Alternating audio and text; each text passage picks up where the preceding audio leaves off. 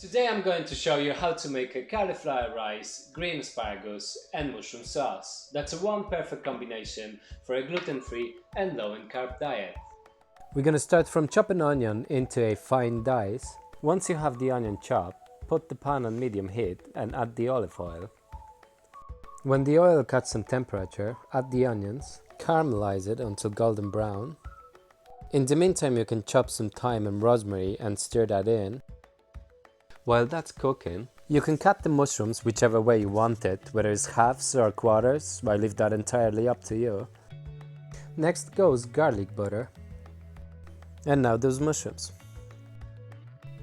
Leave it all to cook together for a couple of minutes. In the meantime, while the mushrooms are sauteed with onions, we can cut the asparagus and transfer them into a little bowl. We will use them later for the cauliflower rice. When the mushrooms are sauteed, let's add the chicken bouillon. While the chicken bouillon is reducing, we can prepare the cauliflower rice by chopping it finely.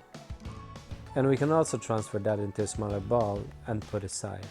Now let's add the cream and reduce it all until it's nice and thick.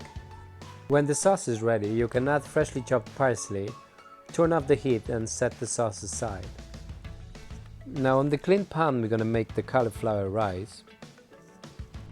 First add the oil into the pan on the low heat.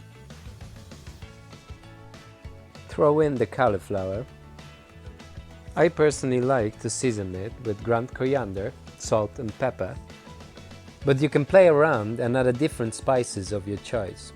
Now let's add asparagus, and if you have some scallions in your fridge you can also chop them up and throw them in. But before I do that, I will add some garlic butter. Give a little taste to see if it's seasoned enough. And then add the scallions. You want to add them at the very end so they don't lose its crunchiness and color. Also, if you're cooking the cauliflower rice and asparagus, don't cook them for too long. Nobody likes a soggy veg, right? Now let's begin to plate our dinner. The rice goes first, then the sauce. Now let's top it up with some fresh Parmigiano. Add pea shoots or other herbs of your choice.